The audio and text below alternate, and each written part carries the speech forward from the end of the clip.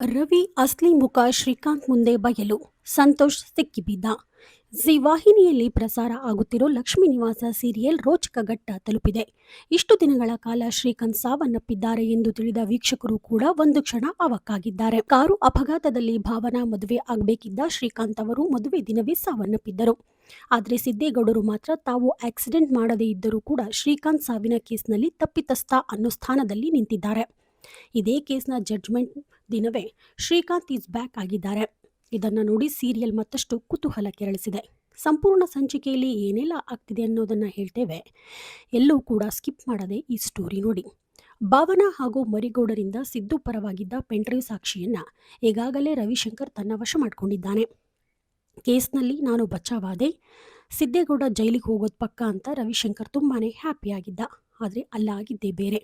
ಇದೇ ಸಮಯದಲ್ಲಿ ಬರುವ ಕರೆಯೊಂದರ ಧ್ವನಿ ಕೇಳಿ ರವಿಶಂಕರ್ ನಿಂತಲೇ ಕುಸ್ತು ಹೋಗಿದ್ದ. ಶ್ರೀಕಾಂತ್ರನ್ನ ಹೋಗಿ ಭೇಟಿ ಮಾಡಿ ಶಾಕ್ ಆಗಿದ್ದ. ಆಗ ಆತ ನೀನು ಹೇಗಿದ್ದೀಯಾ, ಬಿಸ್ನೆಸ್ ಹೇಗಿದೆ, ಖುಷಿ ಸೌಪರ್ಣಿಕ ಎಲ್ಲ ಹೇಗಿದ್ದಾರೆ ಅಂತ ಕೇಳಿದ ವಿಚಾರ ತಿಳ್ಕೊಳ್ತಾನೆ. ಆತನಿಗೆ ರವಿಶಂಕರ್ ಎಂಥ ವ್ಯಕ್ತಿ ಅನ್ನೋದು ತಿಳಿದಿರಲಿಲ್ಲ. ಖುಷಿ ಹಾಗೂ ಸೌಪರ್ಣಿಕ ಎಲ್ಲಿ ಅಂತ ಕೇಳಿದಾಗ ನಮ್ಮ ಕನ್ಸ್ಟ್ರಕ್ಷನ್ ಆಗುತ್ತಿರೋ ಹೊಸ ಬಿಲ್ಡಿಂಗ್ನಲ್ಲಿ ಇದ್ದಾರೆ, ಬನ್ನಿ ಅಂತ ಕರೆದುಕೊಂಡು ಬಂದು ಆತನನ್ನ ಕಟ್ಟಿ ಹಾಕ್ತಾನೆ. ನೀನು ಸತ್ತು ಹೋದೆ ಅಂತ ಅಂದುಕೊಂಡರೆ ಮತ್ತೆ ಹೇಗೆ ಬದುಕು ಬಂದೆ? ನೀನು ಸತ್ತು ಹೋದ ಬಳಿಕ ಆಸ್ತಿ ಎಲ್ಲ ನಂದಾಗಿತ್ತು, ನಿನ್ನ ಕೊಲೆ ಮಾಡಿಸಿದ್ದು ನಾನೇ ಅಂತ ಹೇಳ್ತಾನೆ. ಆಗ ಹಾಗಿದ್ರೆ ನನ್ನ ಕಾರಿಗೆ ಆಕ್ಸಿಡೆಂಟ್ ಮಾಡಿಸಿದ್ದು ನೀನಾ ಅಂತ ಶ್ರೀಕಾಂತ್ ಪ್ರಶ್ನೆ ಮಾಡ್ತಾರೆ. ಹೌದು ನಾನೇ, ಅದು ಆಕ್ಸಿಡೆಂಟ್ ಅಲ್ಲ, ಪ್ರೀ ಪ್ಲಾನ್ಡ್ ಅಂತ ಹೇಳ್ತಾನೆ. ರೌಡಿಗಳಿಂದ ತಪ್ಪಿಸಿಕೊಳ್ಳಲು ಶ್ರೀಕಾಂತ್ ಯತ್ನಿಸುತ್ತಾರೆ, ಆದರೆ ಅದು ಸಾಧ್ಯವಾಗೋದಿಲ್ಲ. ಇನ್ನು ಆಸ್ತಿ ಎಲ್ಲಿ ನನಗೆ ಒಂದು ಭಾಗ ಕೊಡ್ತೀಯ ಅಂದ್ಕೊಂಡಿದ್ದೆ, ಆಗಲಿಲ್ಲ. ಇನ್ನು ನೀನು ಸತ್ತ ಮೇಲೆ ಆಸ್ತಿ ನನಗೆ ಸಿಗುತ್ತೆ ಅಂದ್ಕೊಂಡ್ರೆ ನೀನು ಇನ್ನೊಂದು ಮದುವೆ ಆಗಲು ರೆಡಿಯಾದೆ.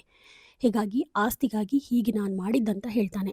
ಇನ್ನು ಅಪಾಯದಲ್ಲಿ ಸಿಲುಕಿದ್ದ ಶ್ರೀಕಾಂತ್ರನ್ನ ಜಯಂತ್ ಕಾಪಾಡುವ ಪ್ರೋಮೋ ಪ್ರಸಾರವಾಗಿದ್ದು ಈ ಎಪಿಸೋಡ್ ಮುಂದಿನ ದಿನಗಳಲ್ಲಿ ಟೆಲಿಕಾಸ್ಟ್ ಆಗಲಿದೆ. ಜಯಂತ್ಗೆ ಲಲಿತಾ ಸಾವಿನ ವಿಡಿಯೋ ಸಾಕ್ಷಿ ಇಟ್ಕೊಂಡು ಸಂತೋಷ್ ಬ್ಲಾಕ್ ಮೇಲ್ ಮಾಡ್ತಿದ್ದ. ಮೊದಲೇ ಜಯಂತ್ ತುಂಬಾನೇ ಇಂಟೆಲಿಜೆಂಟ್. ಹೀಗಾಗಿ ಯಾರು ನನಗೆ ಈ ರೀತಿ ಬ್ಲಾಕ್ ಮೇಲ್ ಮಾಡ್ತಿದ್ದಾನೆ ಅಂತ ಆತನ ಫೋನ್ ಟ್ರ್ಯಾಪ್ ಮಾಡಿದ್ದಾನೆ. ಅಲ್ಲಿಗೆ ರೌಡಿಗಳನ್ನು ಬರ ಹೇಳಿದ್ದು ಜಯಂತ್ ಹೆಣೆದ ಬಲೆಯಲ್ಲಿ ಸಂತೋಷ್ ಲಾಕ್ ಆಗಿದ್ದಾನೆ. ಹಣ ಕೊಡಿ ಅಂತ ಕೇಳ್ತಾನೆ. ನೀನು ಅದೇ ವಿಡಿಯೋ ಇಟ್ಕೊಂಡು ಮತ್ತೆ ಪದೇ ಪದೇ ಹಣ ಕೇಳಿದ್ರಿ ಅಂತ ಇಬ್ಬರ ಮಧ್ಯೆ ಮಾತಿನ ಚಕಮಕಿ ನಡೆಯುತ್ತೆ. ಮುಖದ ಗುರುತು ಸಿಗಬಾರ್ದು ಅಂತ ಮಾಸ್ಕ್ ಮತ್ತೆ ಹೆಲ್ಮೆಟ್ ಹಾಕ್ಕೊಂಡಿದ್ದ ಸಂತೋಷ್ ಜಯಂತ್ ಕೈಗೆ ತಗ್ಲಾಕೊಂಡಿದ್ದಾನೆ.